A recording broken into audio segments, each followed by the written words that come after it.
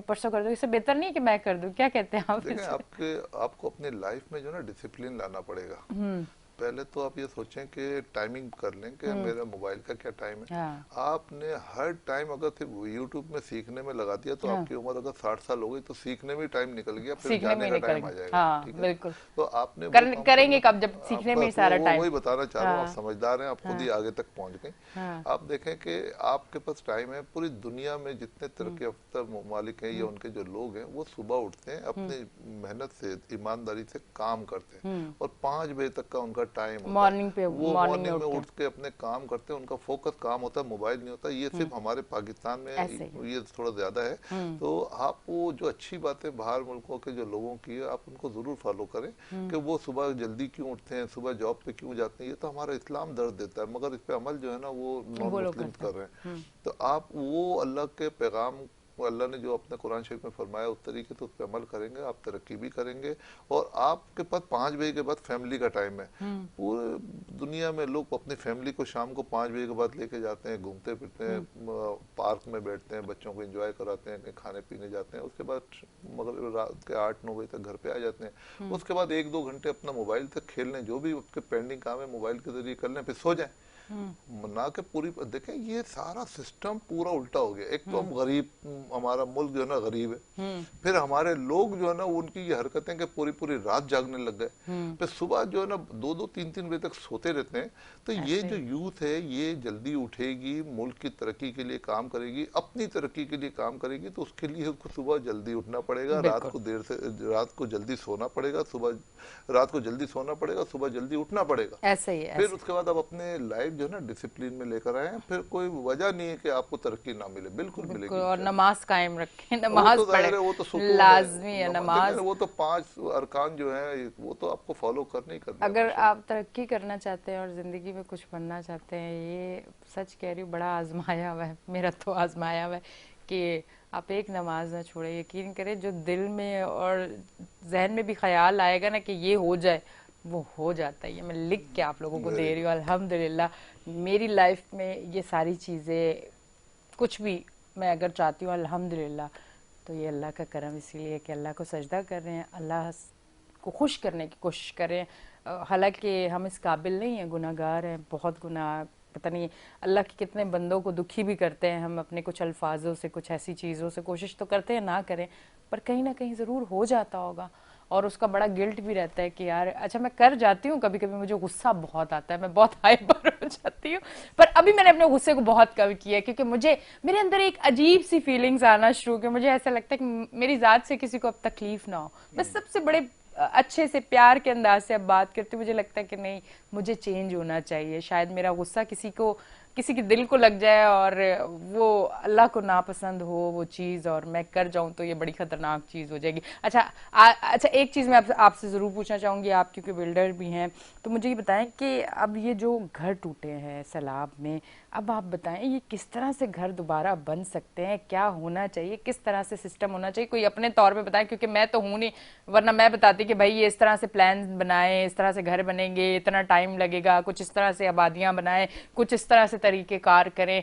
कुछ इस पे आप कहना चाहेंगे? देखें, बिल्कुल कहना क्योंकि चाहेंगे। हो सकता है कोई हुकूमत की तरफ से, नहीं कोई नहीं, इदारों में बिल्कुल बैठे हुए कहना लोग चाहेंगे हमें कि देख रहे हो। हम ये समझते हैं कि हम हाँ। मकान बनाएंगे, हम नहीं बनाएंगे, अल्लाह हम्म। ताला बिल्कुल बनवाएंगे। बिल्कुल। जिनके जिम्मे लगा दिया अल्लाह हम्म। ताला ने, अल्लाह ताला को आता है काम लेना, वो हम्म। अल्लाह ताला उनके घर बनवा देंगे, और लोग मायूस ना हो। हाँ, मगर बिल्कुल। फिर वही आपने बात की कि आपके दिल में आ गई कि आप अल्लाह नाराज ना हो जाए, तो आपकी जो बिल्कुल। हुक्मरान जमातें जो हैं, इनके भी दिलों में अल्लाह डालेगा, इंशाल्लाह। इन्हीं के दिलों में डालेगा, इनके जरिए अल्लाह ताला करवाएगा, क्योंकि अल्लाह इंशाल्लाह। ताला ने इनको हुक्मरान बनाया, इनकी जिम्मेदारी है। अब बिल्कुल। ये गाफिल तो होंगे, मगर हम्म। जब अल्लाह इनको अपने राय रात पे लाना चाहेगा, तो ये इन्हीं के जरिए देखिएगा कि ऐसे मंसूबे हम्म। बन जाएंगे कि इनके जिनके घर बने थे इससे अच्छे घर इनके बन जाएंगे। हम्म। तो ये इंसान सोचे कि मैं कर लूंगा, तो मैं तो अपनी जिंदगी में से निकाल दे। हम्म। हमेशा हर बात में अल्लाह का शुक्र अदा करें और अल्लाह से मदद मांगे, तो आप देखें आप कामयाब रहेंगे।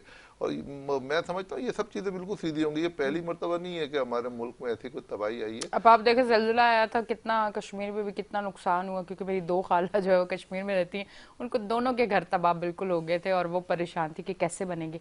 अल्हम्दुलिल्लाह फिर बड़े खूबसूरत घर बने, वही इंशाल्लाह। जिंदगी इनकी रूटीन पे आ गई है, तो हो जाता, टाइम लगता है पर सारी चीजें हो ये जाती है। हमारे ईमान का हिस्सा है, हमें इस पे कायम रहना है कि अल्लाह की तरफ से ये आफत आई है, अल्लाह की तरफ से अब इससे अच्छी उम्मीदें रखनी चाहिए, इससे अच्छा होगा।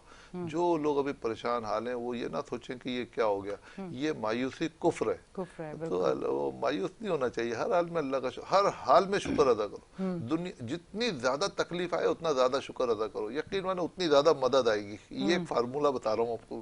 क्या बात है। अच्छा नहीं, वो उस दिन मैं ना एक बचपन की बड़ी चीज होती थी, आपने कभी बचपन में खाया पराठा और अचार? मैंने तो सब आज बचपन बड़ा याद आ रहा है मुझे, पता नहीं क्यों बचपन में मुझे बचपन याद आ रहा है। खुश हो जाए सारे, मैंने बचपन कह दिया अपने आप अल्लाह को। अकबर, नहीं, माशाल्लाह। बचपन में होता नहीं, था ना। बचपन के ऊपर मेरे को जो है, अच्छा बचपन में, ठीक है ना, लोग खुश हो जाएंगे। अच्छा वो बचपन में होता था ना कि एक मुझे बड़ा होता था, मुझे लगता है कि सारे लोग करते होंगे, वो पराठा सुबह और उसके साथ अचार और चीनी पराठे के ऊपर, ये वाली चीजें हमारे टाइम पे, मतलब कोई बहुत पुराने नहीं हम लोग, कहने का मकसद ये है।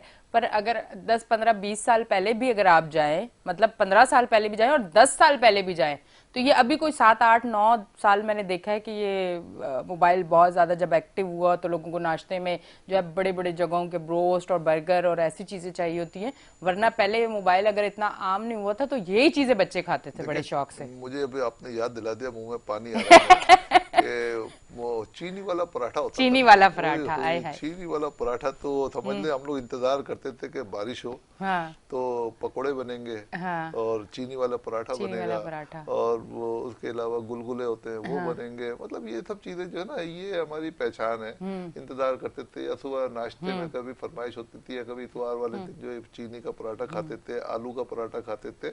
तो ये तो अल्लाह ताला की नेमतें हैं, अल्लाह ने बहुत खिलवाई है। और अब आपने सही कहा कि ये चीजें याद तो आती है। याद तो मुझे ना वो एक काली दाल होती है, पता नहीं उसको मसूर कहते हैं क्या कहते हैं, वो मुझे, खड़ा मसूर। हाँ वो मुझे बड़ी पसंद थी। तो मैं कभी स्कूल से जाती थी ना, और मेरी अम्मी ने किसी दिन अगर वो बना दी है और मैं जैसे ही जाती थी मुझे पता था, चलता था कि आज काली दाल पकी है, तो मैं अपनी माँ के हाथ चूमती थी, क्या आप आज आपने काली दाल पकाई है मेरी पसंद की, मैं तो अब इसमें देसी घी डाल के खाऊंगी। ये छोटी छोटी चीजें उस टाइम हमें कदर थी हर चीज की, चाहे वो एक दाल थी, चीनी का पराठा था, अचार था, कुछ भी था, हमें चीजों की कदर थी।